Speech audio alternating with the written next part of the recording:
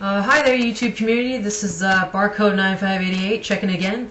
First of all, I'd like to really apologize for the extremely long hiatus. The perceiver in me really enjoys starting massive projects and not seeing them through to completion. If you're wondering why I got into the MBTI, it's partially because it's one of these I call sort of research or intellectual phases.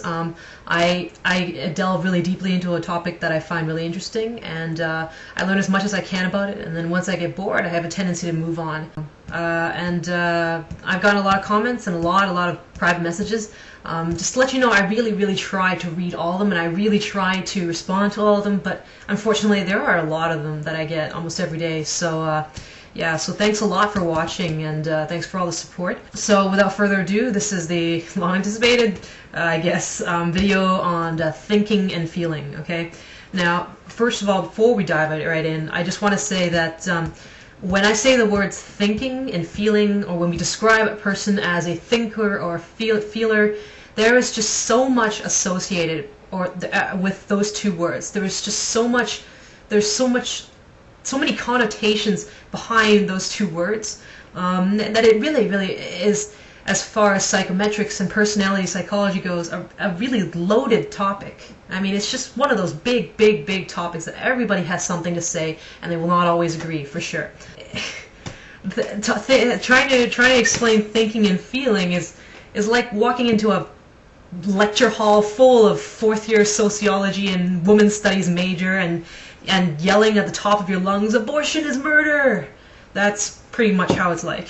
So it's sort of like opening a can of worms, and everyone definitely has something to say. But if you have something to say, or you want to do some independent reading, I mean, you can private message me. I'll send you some links, maybe to some like good literature for a start, if you're interested in doing your own reading. A lot of misconceptions about the thinking-feeling dichotomy. Probably the most common, I guess, mistake people make is that they read through all the traits, like say online, they see, oh, feelers are compassionate and empathetic, and thinkers, like to use analysis and analytical techniques, and but probably the biggest, while those characteristics are true, they are true in a very distinctly and critically different way than if you took them at face value and just said, well, feelers are like this, they act like this. Okay, and thinkers act like this. Okay, to take them at face value is a very crucial mistake. So I'm just going to try to explain how exactly you should interpret those values. I'm not going to delve too much into the specific characteristics. You can read it on those, anywhere. Just Google it. But hopefully I'm going to shine light on how you should, I guess, interpret those characteristics that you find yourself. Okay. So first of all, well, let's talk about what the thinking-feeling dichotomy is not. It's a method of reasoning. Notice that it's a method of reasoning. I did not say it is a lack of reasoning and reasoning. I did not say rationality and lack of rationality, okay? This is one of the big misconceptions, okay? And well, how do we define rationality? Many different ways, but to make our lives a lot easier in the context of this situation, thinking and feeling dichotomy, let's define rationality as well, it has an element of predictability. So rationality as predictability, okay? So currently the common sort of misconception of sorry, I made some flowcharts for you. Graph visuals.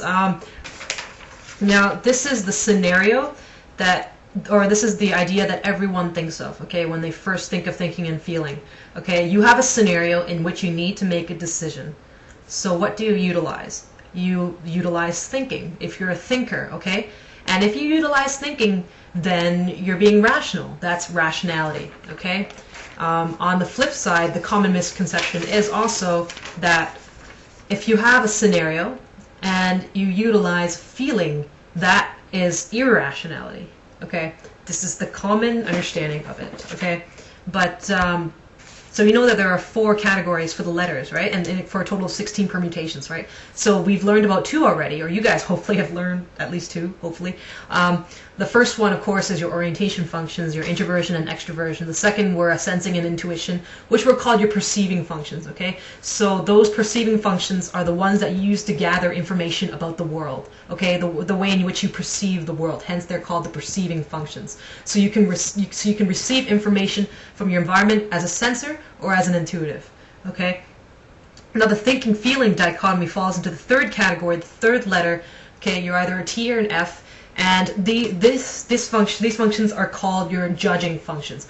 What does that mean? Okay, that means that you utilize the information that you've gathered from your perceiving functions, but you utilize them to make decisions using your judging functions. So you are judging the data that you have perceived, and you act on that.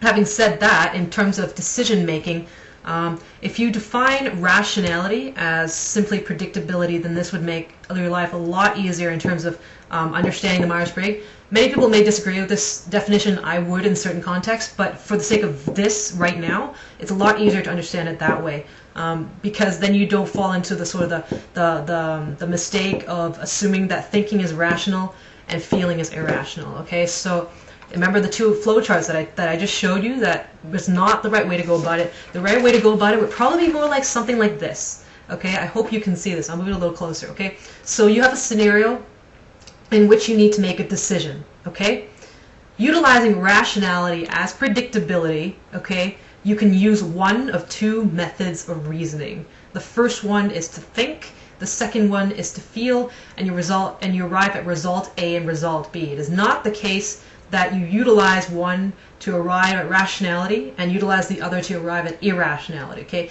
the rationality is predictability. You can utilize either thinking or feeling. Okay, so this is the chart that you should keep in mind when I'm explaining this. Okay, so it's not a binary situation in which you have you're rational, therefore you think, or you think, therefore you're rational, and you're not, and you're not rational. Okay. So that's as far as what it is not. So, well then, how should we approach it, right? How should we approach understanding, thinking, and feeling?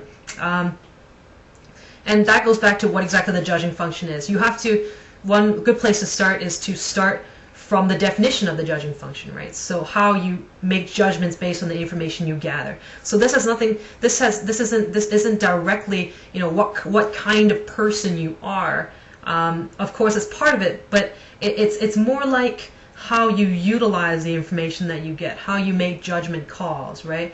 So, I mean, I can read you a whole list of, you know, characteristics. You know, let's say, for example, you know, thinking gives us a reliance on justice, ethics, fair play, ability to anticipate and plan for obstacles realistically, feeling, you know, a commitment to social obligation, empathy, responsibility to others. You know, that's great and all. You know, and I'm sure if you just type Google MBTI, thinking and feeling, you'll find a lot of those traits. But you have to remember how to interpret those, right? So that's where you know, understanding what the judging function is really crucial. Okay, so you're not describing the type of person you're describing what they're using to make their decisions. Okay, that's a very, very important thing to really understand. And then you get the idea, well, okay, I mean, I tried to find some solid examples for you guys, I really did, but it's really difficult because, I mean, in terms of finding examples that are perfectly mutually disjoint, okay, so that means that there's no overlap and they don't occur simultaneously, okay, so that's like trying to find an example in which, you know, this is completely thinking and this is completely feeling, and that's what I mean by perfect examples, right? But I mean, these examples are profoundly rare, and I mean, again, that also goes back to the fact that very few people are extremely and only one and only the other, right? I mean, identifying these sort of rare situational examples is profoundly difficult, and so that goes back to sort of a discussion on, well, how useful is it then, right? If you remember back in the first video when I was explaining the history of the Myers-Briggs, you remember that the Myers-Briggs, I mean, why was it created? You know, it was created, you know, to increase people's self-awareness, but in a practical way that they could apply to everyday life, right? So, I mean, if finding these examples where thinking and feeling are disjoint or mutually exclusive is so incredibly rare and difficult, then, well, that brings up the question: how useful is it really to try to find those examples, right? How useful, you know, is it if you're having such a hard time and while you're doing a thought experiment to find these examples, how applicable are they going to be in real life? How often are they going to come in real life? Okay, and is the impact that those examples make actually going to make a significant difference, right? So that's one thing definitely to consider in terms of examples. I mean, I have one solid one that I'll give you later, but it's still I mean, one sort of thing that's really important to understand is that thinking and feeling is very, very interdependent. I mean, you may have understood this already, but I mean, just to drive that point home, there's this book